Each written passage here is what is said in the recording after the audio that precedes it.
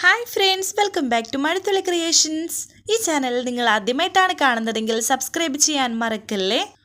ചേച്ചിയമ്മയോട് മാപ്പ് ചോദിക്കാൻ വേണ്ടിയിട്ട് പപ്പി ഇപ്പോൾ വീട് വിട്ട് ഇറങ്ങുകയാണ്. അത് ആരോടും പറയാതെ രാത്രിയിൽ പപ്പി ഇങ്ങനെ റോഡിൻ്റെ സൈഡിൽ കൂടി നടന്നു പോകുന്നത് കമലൻ കാണുന്നുണ്ട്. കമലൻ ഫോൺ ചെയ്ത് നിൽക്കുന്ന സമയത്താണ് ആ കാഴ്ച കാണുന്നത്. പപ്പി മോളല്ലേ ഇത്?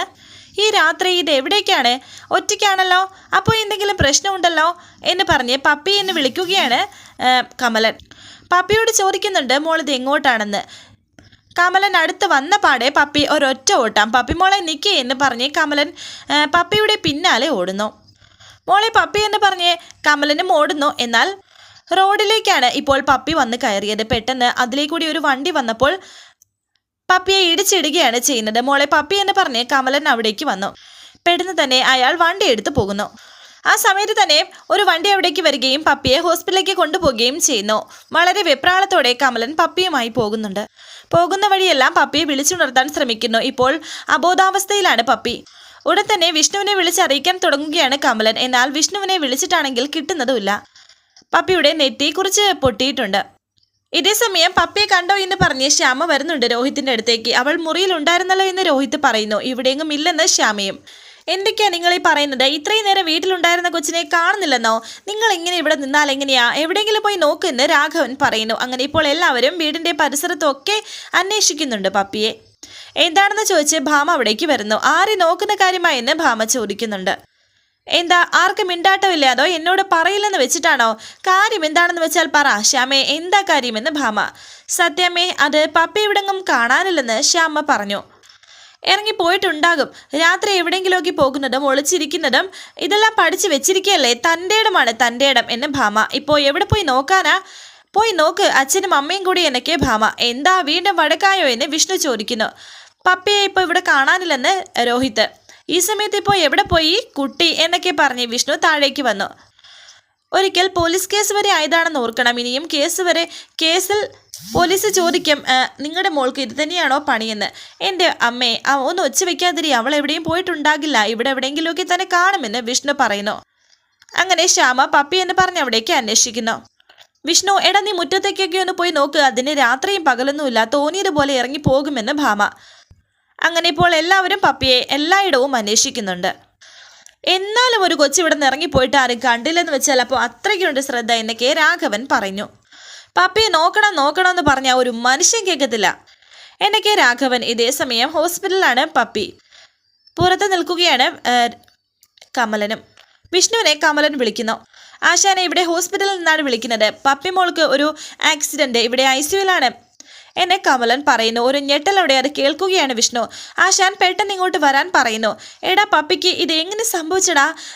കുഞ്ഞിന് കുഴപ്പം വല്ലതുമുണ്ടോ എന്നൊക്കെ വിഷ്ണു ചോദിക്കുന്നു. ആശാൻ ഇങ്ങോട്ട് വാ, പറയാമെന്ന് പറഞ്ഞ് ഫോൺ വെക്കുകയാണ് കമലൻ.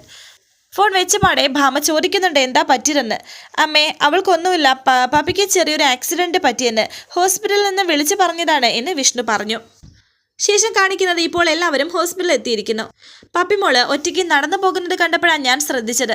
ഞാൻ പിന്നാലെ ചെന്നു, പക്ഷേ അവൾ ഓടി വണ്ടി വന്ന് ഇടിച്ചു എന്നൊക്കെ കമലൻ പറയുന്നു. എൻ്റെ ഈശ്വര എന്ന് പറഞ്ഞ് അവിടേക്ക് ചെന്ന് നോക്കുകയാണ് ഭാമ. ഡോക്ടർ എന്താണ് പറഞ്ഞത് എന്ന് രോഹിത് ചോദിക്കുന്നു. ഒന്നുമില്ല, വെയിറ്റ് ചെയ്യാൻ പറഞ്ഞു എന്ന് കമലൻ. ഇത് കേട്ടപാടെ ശ്യാമ കരയുന്നുണ്ട്. എടി, ഇനിയിപ്പോൾ കരഞ്ഞിട്ട് എന്താ കാര്യം? മക്കളെ ജനിപ്പിച്ചാൽ മാത്രം തന്തയും തള്ളയും ആവത്തില്ല. അവളെ ശ്രദ്ധിക്കണം. അവരെവിടെ പോകുന്നു, എന്ത് ചെയ്യുന്നു എന്നൊക്കെ അച്ഛനും അമ്മയും അറിഞ്ഞിരിക്കണം. പപ്പിയുടെ കാര്യത്തിൽ നിങ്ങൾക്ക് അങ്ങനെ വല്ല ശ്രദ്ധയും ഉണ്ടോ എന്നൊക്കെ പറഞ്ഞ് ഭാമ ഇപ്പോൾ ശ്യാമയെ കുറ്റപ്പെടുത്തുന്നു. ഇത് കേട്ട് വിഷ്ണു പറയുന്നു, അമ്മേ ഒന്ന് നിർത്ത്. ഇപ്പോൾ ഇങ്ങനെയൊക്കെ സംഭവിച്ചു പോയില്ലേ, ഇനി പറഞ്ഞിട്ട് എന്താ കാര്യം? നീ പപ്പിയെ എവിടെ വെച്ചാ കണ്ടത് എന്ന് വിഷ്ണു ചോദിക്കുമ്പോൾ കമലൻ പറയുന്നുണ്ട് ഏടത്തേമ്മയുടെ വീടിന്റെ ഭാഗത്ത് വെച്ചാണെന്ന്. ശാലിനിയുടെയോ എന്ന് ഭാമ ചോദിക്കുന്നു. ഓ, അപ്പോൾ പപ്പി ഈ രാത്രിയിൽ അങ്ങോട്ട് പോയതാണ് അല്ലേ? എടി, എൻ്റെ കൊച്ചിനെ നിങ്ങൾ എല്ലാവരും കൂടി കൊലയ്ക്ക് കൊടുക്കുമോ? ദേ, ഇന്ന് നിർത്തിക്കോണം ആ കൂട്ടുകെട്ട്. ആ കൊച്ചിൻ്റെ കൂടെ എന്ന് കൂട്ടുകൂടാൻ ഇറങ്ങിയോ അന്ന് തുടങ്ങിയതാണ് നമ്മുടെ കഷ്ടകാലം എന്ന് ഭാമ. എൻ്റെ അമ്മയെ ഒന്ന് നിർത്തി, ഇത് ഹോസ്പിറ്റലാണെന്നൊക്കെ വിഷ്ണു. നീ പോടാ എന്ന് ഭാമ. അവിടേക്ക് ഡോക്ടർ വന്നു. ഡോക്ടറിനോട് കാര്യം തിരക്കുകയാണ് ഭാമ. ഇപ്പോൾ ആക്സിഡൻ്റായി കൊണ്ടുവന്ന കുട്ടിയുടെ ബന്ധുക്കളല്ലേ എന്ന് ഡോക്ടർ ചോദിക്കുന്നു. കുട്ടിക്ക് ഒരുപാട് ബ്ലഡ് നഷ്ടപ്പെട്ടിട്ടുണ്ട്. അതുകൊണ്ട് O- ബ്ലഡ് വേണം. റയർ ഗ്രൂപ്പാണ്. നന്നായി ശ്രമിക്കേണ്ടി വരുമെന്നൊക്കെ ഡോക്ടർ പറയുന്നു. വേണ്ടത് ചെയ്യാമെന്ന് വിഷ്ണു. എല്ലാവരും ബ്ലഡ് ബാങ്കിലേക്ക് വിളിക്കുകയാണ്. രോഹിത്തും കമലനും വിഷ്ണുവും ഒക്കെ. ടെൻഷനോടെ ശ്യാമ നിൽക്കുന്നു. വീണ്ടും ശ്യാമയോട് ഭാമ പറയുന്നു, എടി പറഞ്ഞത് കേട്ടില്ലേ, നിന്റെ കുഞ്ഞേച്ചിയെ കാണാൻ പോയപ്പോഴാ പപ്പിക്ക് ഈ ആക്സിഡന്റ് പറ്റിയിരുന്ന്. എൻ്റെ കൺമുന്നിൽ നിന്ന് അവളെ കണ്ടു പോകരുത്.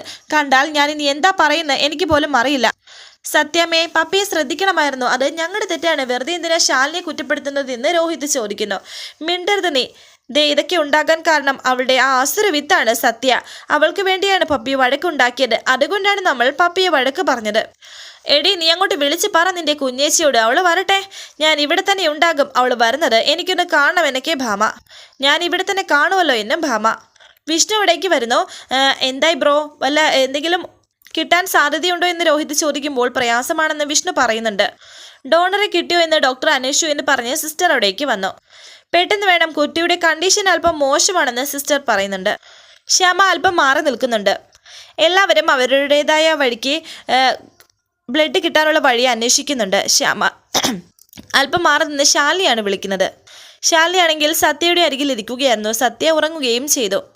കുഞ്ഞേച്ചി, പപ്പി അവിടേക്ക് വരുന്നതിനിടയ്ക്ക് ഒരു ആക്സിഡന്റ് ഉണ്ടായി.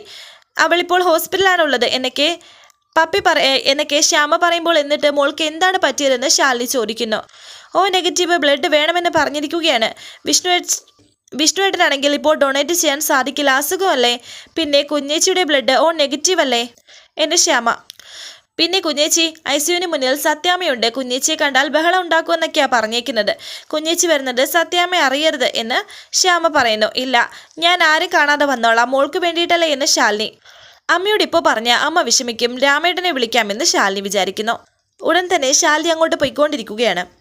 കമലന് ടെൻഷൻ ആവുകയാണ്. കാരണം ഒരുപാട് പേരെ വിളിച്ചിട്ടും കിട്ടുന്നില്ല. വിഷ്ണുവും അവിടേക്ക് വന്നു കമലനോട് കാര്യം ചോദിക്കുന്നുണ്ട്. ഇത് കേട്ട് വിഷ്ണുവും വിഷമത്തോടെ നിൽക്കുന്നു. രോഹിതും അവിടേക്ക് വരികയാണിപ്പോൾ. ബ്ലഡ് കിട്ടിയില്ല അല്ലേ ബ്രോ, എൻ്റെ പപ്പിമോൾ എന്നെ വിട്ട് പോവോ, ഞങ്ങളെ തനിച്ചാക്കി പോവോ എന്നൊക്കെ വിഷമത്തോടെ പറയുകയാണ് രോഹിത്. ഈ ലോകത്ത് എനിക്ക് എൻ്റേതാണെന്ന് പറയാൻ അവൾ മാത്രമേ ഉള്ളൂ. അവൾ എന്നെ വിട്ടു പോയാൽ പിന്നെ ഞാൻ ജീവിച്ചിരിക്കില്ല എന്ന് രോഹിത് പറയുന്നു. എന്ന് പറഞ്ഞ് രോഹിത് കരയുകയാണ്. അങ്ങനെ നമ്മളെ പപ്പിമോള് നമ്മളെ വിട്ട് പോകുമോ? കൊടുക്കില്ല, ആർക്കും കൊടുക്കില്ലെന്ന് വിഷ്ണു പറയുന്നു. എടാ, എൻ്റെ മനസ്സ് പറയുന്നുണ്ട്, ഒരു വിളി വരും, പപ്പിയെ രക്ഷിക്കാൻ ആരെങ്കിലും വരും, നോക്കിക്കോ നീ. ഉടൻ തന്നെ ശാലിനി അവിടെ എത്തുകയും ചെയ്തു. പെടുന്ന തന്നെ ശ്യാമ ശാലിനിയും കൂട്ടി അകത്തേക്ക് പോകുന്നു. ശാലിനിയുടെ ബ്ലഡ് എടുക്കുന്നുണ്ട്. പേഷ്യൻറ്റിൻ്റെ ആരെങ്കിലും ആണോ എന്ന് ഡോക്ടർ ശാലിനിയോട് ചോദിക്കുന്നു. എൻ്റെ അനുജത്തിയുടെ മകളാണെന്ന് ശാലിനി. കുട്ടിയുടെ കണ്ടീഷൻ വളരെ മോശമാണ്. എന്നെക്കൊണ്ട് ചെയ്യാൻ കഴിയുന്നത്ര മാക്സിമം ഞാൻ ശ്രമിക്കാം. പിന്നെ എല്ലാം നിയന്ത്രിക്കുന്ന ഒരാളുണ്ടല്ലോ, പ്രാർത്ഥിക്കാമെന്ന് ഡോക്ടർ പറഞ്ഞു. ഭാമ ശ്യാമയോട് ചോദിക്കുന്നു, എന്ത് ഐഡിയ, ആരെങ്കിലും വന്നോ എന്ന്. നോക്കുന്നുണ്ട് സത്യാമ്മയെന്ന് ശ്യാമയും. അവരൊക്കെ എവിടെയെന്ന് ചോദിക്കുന്നുണ്ട് ഭാമ.